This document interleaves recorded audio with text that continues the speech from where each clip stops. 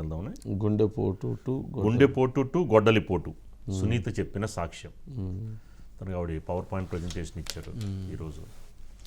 ఒకటైతే సునీత గారికి చెప్పాల్సిన అంశం ఏంటంటే, వారు పవర్ పాయింట్ ప్రజెంటేషన్ ఇచ్చేటువంటి సందర్భంలో లేక వారు ఆ చెప్పేటువంటి వారి హావభావాల విషయంలో సరి చేసుకోవాల్సినటువంటి అవసరం ఉంది.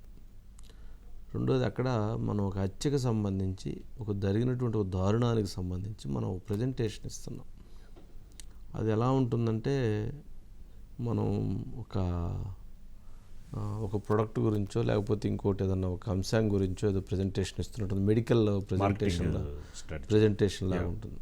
రెండోది, అక్కడ ఏదైతే ఒక మైక్ స్టాండ్ ఉంటే దానిపైన అలా పెట్టి అలా నుంచోవటం కూడా అది బాగాలేదు.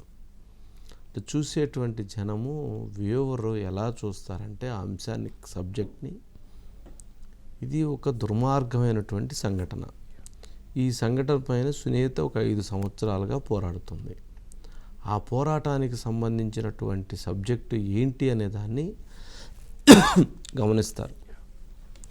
కానీ ఇక్కడ ఎందుకనో రోజు రోజుకి ఆ కేసు చెప్పే దీంట్లో తను ఆ ప్రజెంటేషన్లో ఇవన్నీ మిస్ అవుతున్నాయో అనిపించింది.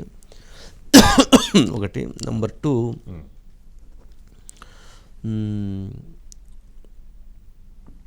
మూడు క్వశ్చన్లు, ఇంపార్టెంట్ క్వశ్చన్లు మొత్తం మీద. అసలు ఆ ఫోటోలు ఉంటే ఒకసారి ఆ ఫోటో వేయండి. వైఎస్ వివేకానంద రెడ్డి గారి చనిపోయినప్పుడు ఆ లోపల నుంచి ఒక ఫోటో ప్రజెంట్ చేసింది సునీత. ఆ ఫోటో ఉంటే వేయండి. ఒకటి. నెంబర్ 2, డైరెక్ట్గా హత్య జరిగేటువంటి సమయంలో అవినాష్ రెడ్డికి ఇటువైపు గెర్రా గంగిరెడ్డికి మధ్య కరెక్ట్గా ఆ టైంలో ఫోన్ కాన్వర్జేషన్ జరిగాయి. అసలు ఎలా జరుగుతుంది ఆ టైంలో, మరి అవినాష్ రెడ్డికి సంబంధం లేకుండా ఎలా ఉంటుంది అని క్లియర్గా నెంబర్ 1. ఎందుకంటే చాలా ముఖ్యమైనటువంటి అంశం.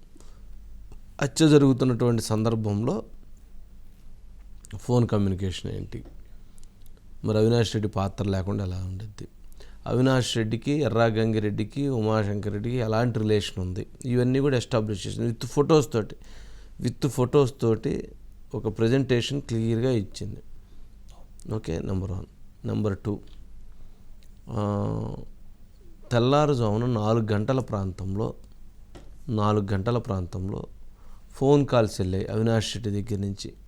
ఎవరికి వెళ్ళాయి, ఆ ఫోన్ కాల్స్ ఎవరు రిసీవ్ చేసుకున్నారు, వాళ్ళు ఏం చెప్పారు, ఆ ఫోన్ కాల్స్ ముందు కూడా ఉన్నాయి, హత్యకు ముందు వాళ్ళకేం కమ్యూనికేషన్ వెళ్ళింది, ఇది నెంబర్ 2. ఇవి రెండింటిపైన పూర్తి స్థాయి విచారణ జరగాల్సినటువంటి అవసరం ఇంకా ఉంది. దర్యాప్తు పెండింగ్లో ఉంది. సిబిఐ మీద ఒత్తిడి చేస్తున్నారు, సిబిఐని అడ్డుకుంటున్నారు. అందుకని సిబిఐ ఫర్దర్ ఇన్వెస్టిగేషన్కి సంబంధించినటువంటి దాంట్లో ఈ పెండింగ్ ఉంది అనేది. నేను చెప్పాను కదా, అలా ఆ టీపై అదే స్టాండ్ పైన అలా పెట్టి అలా సరే. ఒకటి. ఇక గుండెపోటు అన్నారు.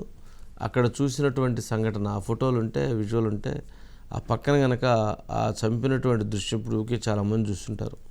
ఆ రక్తం మొత్తం ఆడంతా తలంతా పగలగొట్టేసి మొత్తం తలంతా ఓపెన్ అయిపోయి బ్రెయిన్ బయటకు వచ్చేసి ఆ లోపల పక్క ఉన్నటువంటి ఇదంతా ఇక్కడంతా కొడితే ఇదంతా బ్లడ్, చేతుల్లో మొత్తం గాయాలు, కింద మంచం పక్కనంతా కూడా మొత్తం బ్లడ్, ఇదంతా కూడా ఆ వీడియోలు మొత్తం తీసున్నాయి. మరి ఇన్ని రోజులు మరి బయటికి ఇవ్వలేదు. బట్ ఆ వీడియోలు అవి చూస్తే కనుక ఇంత కిరాతకంగా, ఇంత దుర్మార్గంగా నరిగి చంపారా అనేటువంటిది అర్థమవుతుంది. సరే, ఏదేమైనప్పటికీ ఈ కేసులో ఈరోజు సునీత చెప్పినటువంటి అంశాలు ప్రజలకి కళ్ళకు కట్టినట్టు కనపడినాయి. బట్ వాస్తవం ఏంటంటే, ఈ కేసు ఇంకా ఫర్దర్ ఇన్వెస్టిగేషన్ జరగాలి అనేది అయితే చెప్పారో అది ముఖ్యం. అవినాష్ రెడ్డి నాకు సంబంధం లేదు అని అనటానికి ఎక్కడా కూడా దీంట్లో లేదు. గూగుల్ టేక్ కానీ, అట్లాగే వాట్సాప్ చాట్స్ కానీ ఐపీడీఆర్ కానీ కాల్ డేటా కానీ వీటన్నిటిని పరిశీలించినప్పుడు ఇవి మొత్తంగా అవినాష్ రెడ్డి వెనక ఇంకొకరు ఎవరైతే నడిపించారో వాళ్ళ ప్రమేయాలను స్పష్టం చేస్తుంది. కాబట్టి ఆ ఫర్దర్ ఇన్వెస్టిగేషన్ ఖచ్చితంగా జరగాలనేది వ్యక్తం చేశారు. బైట్స్ ప్లే చేయండి.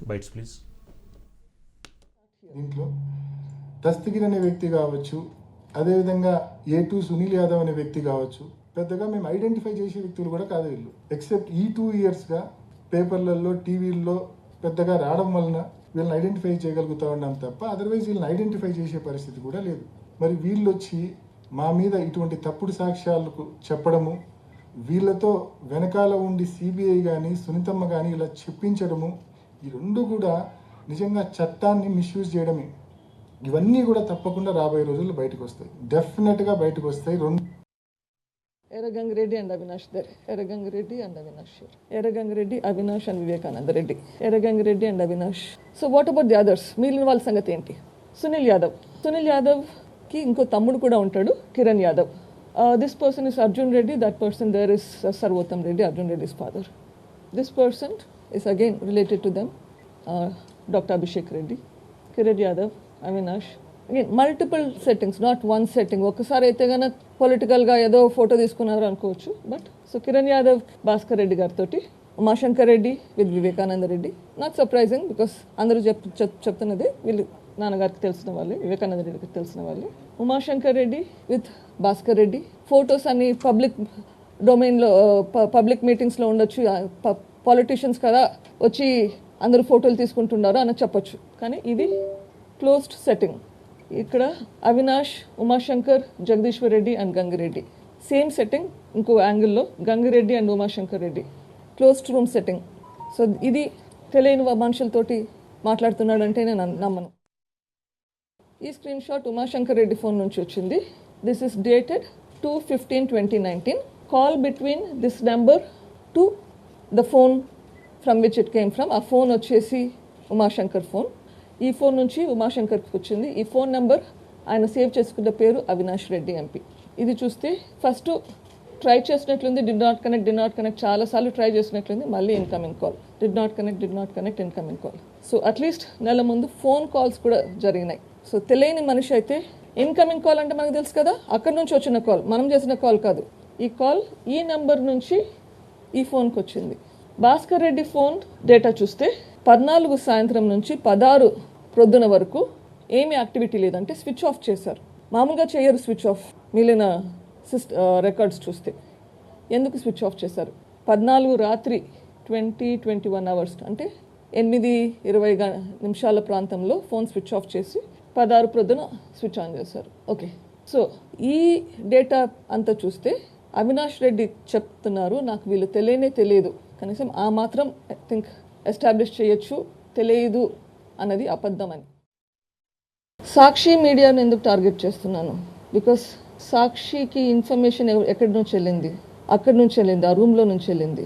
బికాస్ సాక్షి సాక్షి ఓనర్కి లైవ్ ఇన్ఫర్మేషన్ తెలిసినప్పుడు యాక్చువల్గా మీరు చెక్ చేసుకోండి, మిగిలిన మీడియా వాళ్ళందరూ కరెక్ట్ చేసుకున్నారు త్వరగానే.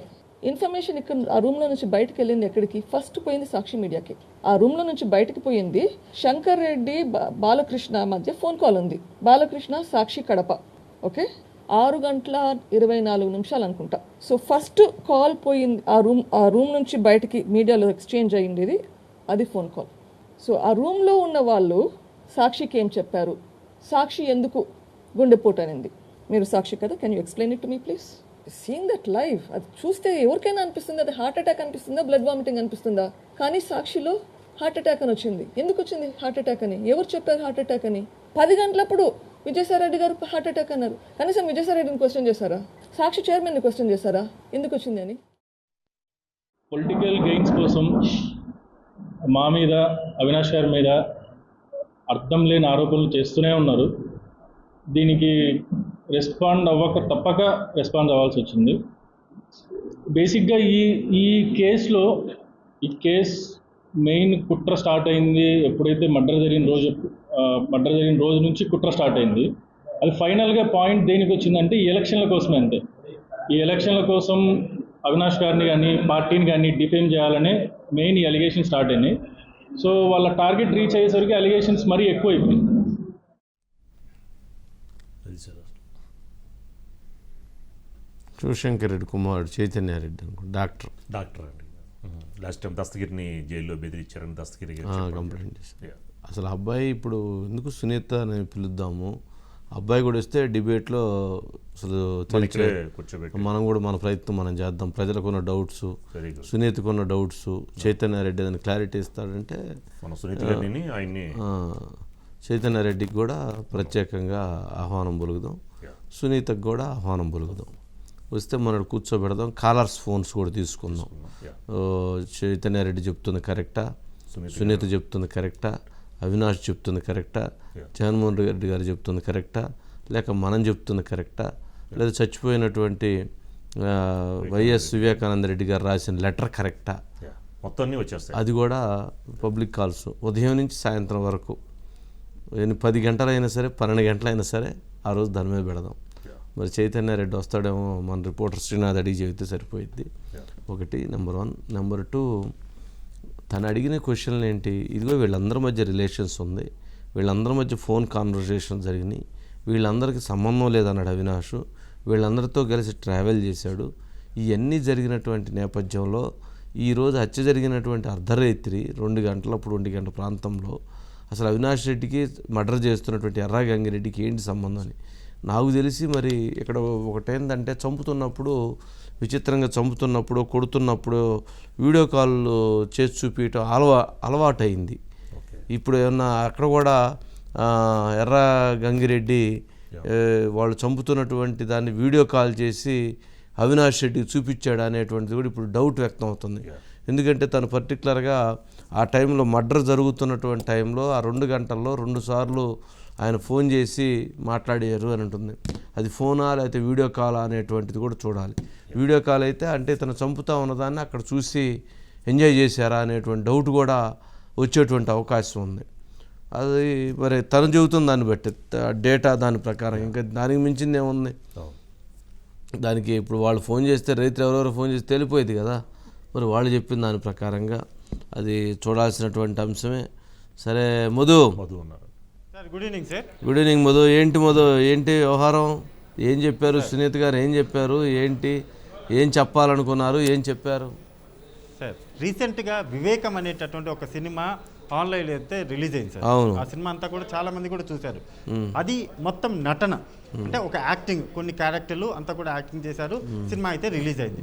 ఈరోజు చూసుకుంటే మాత్రము టోటల్గా కూడా సునీత స్క్రీన్ మీద చూపించింది ఆ వివేకం. అది సినిమా అయితే రియాలిటీ అనేటటువంటి వివేకానికి సంబంధించి, వివేకానంద రెడ్డి హత్య కేసుకు సంబంధించి జరిగినటువంటి వాస్తవాన్ని స్క్రీన్ మీద ఆమె చూపించేసింది సార్. ఎలా జరిగింది అంటే 3 వారాల ముందు నుంచి హత్య జరిగిన తర్వాత 5 సంవత్సరాల తర్వాత ఇప్పటి వరకు కూడా ఏం జరిగింది అనేది చాలా స్పష్టంగా చెప్పడం అయితే జరిగింది. రైట్. ఒక ఆడియో కాల్, దస్తగిరికి సంబంధించినటువంటి ఆడియో కాల్, అంటే వాట్సాప్లో అతను సునీల్ యాదవ్కు పంపించినటువంటి ఏదైతే ఆడియో ఉంటుందో ఆ ఆడియోతో మొదలైంది సార్. చాలా స్పష్టంగా కూడా నేను అవినాష్ రెడ్డి ఇంటి దగ్గర ఉన్నాను అని అందులో చాలా అతను వచ్చి సునీల్ యాదవ్కి పంపించినటువంటి ఆడియో, వాట్సాప్ ఆడియో ఏదైతే ఉందో అందులో చెప్పాడు. కానీ అవినాష్ ఏం చెప్పాడు, అదే దానికి సంబంధించి అసలు వాళ్ళు ఎవరో నాకు తెలియదు, వాళ్ళని ఎప్పుడో అక్కడ ఈ మధ్య ఈ హత్య కేసుకు సంబంధించి వాళ్ళని టీవీలో చూడటమే తప్ప నాకు వాళ్ళకి ఏమాత్రం పరిచయం లేదు అని అవినాష్ చెప్తే, మరోవైపు దస్తగిరి వచ్చేసి నేను అవినాష్ రెడ్డి ఇంటి దగ్గరే ఉన్నాను, ఇంకా ఎంతసేపు ఉండాలి ఇక్కడే అంటూ కూడా ఆడియోలో చాలా స్పష్టంగా కూడా వినబడుతుంది. రైట్. అదే ఒకవైపు అయితే సాక్షిలో వచ్చినటువంటి మొత్తం కథనాలు ఏవైతే ఉన్నాయో దాని మీద కూడా ఆమె ప్రశ్నించారు. ఇవన్నీ కూడా పక్కన పెడితే సార్, వైఎస్ సునీత సార్ ఈరోజు జరిపినటువంటి మొత్తం ప్రెస్ మీట్ ఏదైతే ఉందో ఈ ప్రెస్ మీట్లో ఆమె చెప్పింది కేవలం జస్ట్ 50% మాత్రమే సార్. ఇక ఆమె నోట్లో ఏదో కొన్ని పేర్లు ఉన్నాయి సార్. ఆమె నోటి నుంచి ఇంకా రేపా, ఎల్లుండా, లేకపోతే నెక్స్ట్ వీకా, లేకపోతే ఇంకో 10 రోజులు చెప్పలేం, కానీ ఆమె నోటిలో ఒక 2-3 పేర్లు అయితే ఉన్నాయి సార్. ఆ పేర్లను బయటికి సాక్ష్యాలతో సహా ఈరోజు చూసినటువంటి ప్రెస్ మీట్ చూసిన ఎవరికైనా సరే అర్థమైపోతుంది. ఎంతవరకు కూడా అవినాష్, భాస్కర్ రెడ్డి, ఎర్రా గంగిరెడ్డి, శివశంకర్ రెడ్డి ఇక్కడ వరకు మాత్రమే ఆగుతుంది. కానీ ఈ వ్యవహారం పైన అంటే ఇప్పటివరకు కింద వరకు ఇలా మాత్రం వెళ్తుంది. దీనిపైన ఆమె నోటిలో 2-3 పేర్లు అయితే ఖచ్చితంగా ఉన్నాయి సార్. వాళ్లకు సంబంధించినటువంటి, ఎందుకంటే ఈరోజు ఆమె బయట పెట్టినటువంటి ఆ ఎవిడెన్సులు కావచ్చు, ఆధారాలు ఎవరు చూసినా సరే ఒక్కసారిగా వామ్మో సునీత దగ్గర ఇంత ఉందా, డెఫినెట్గా ఈ రోజు కాకపోయినా రేపైనా సరే బయటికి వస్తాయి అనే ఒక భయం అయితే మొదలయ్యింది. ఎవరి ఆ పేర్లు, అది ఎవరు అనేది తర్వాత సంగతి. కానీ డెఫినెట్గా భాస్కర్ రెడ్డి, అవినాష్ వీళ్ళ పేర్ల తర్వాత కొన్ని పేర్లు అయితే ఉండబోతున్నాయి సార్. అది కూడా ఈమె మరి ఇంకొక కొన్ని రోజులు అంటే ఇంకొక 1 వీక్ అయినా కావచ్చు, లేకపోతే నెక్స్ట్ వీక్ అయినా కావచ్చు, కానీ ప్రెస్ మీట్ ఏర్పాటు చేసి ఒక సంచలనమైనటువంటి ఒక బాంబు పేల్చే అవకాశం అయితే కనిపిస్తుంది సార్. ఓకే, ఇంకా అయితే రాబోతున్నాయి ఇంకా మరిన్ని వీడియోలు, మరిన్ని ఫొటోస్, మరిన్ని పేర్లు అయితే రాబోతున్నాయి. ఆమె మాటల్లో ఈరోజు అంటే గొంతు వరకు వచ్చి ఇక్కడ ఆగిపోతుంటాయి కదా సార్, కొన్ని మాటలు అంటాం కదా మామూలుగా చెప్పడం అంటే ఇంకా చెప్పేస్తారేమో అంటే, కానీ అంచుకుంటుంది కొంచెం అంచుకుంటూ కూడా గొంతు వరకు కూడా పెట్టుకుంటూనే రైట్ కరెక్ట్ టైం వచ్చినప్పుడు అన్ని బయట పెడదాంలే అనే ఒక జస్ట్ లాస్ట్ స్పీచ్ లో అయితే మాత్రం ఈసారి దద్దరిల్లే అవకాశం ఉంది సార్. ఓకే రైట్ మధు, ఇప్పుడే ఎవరు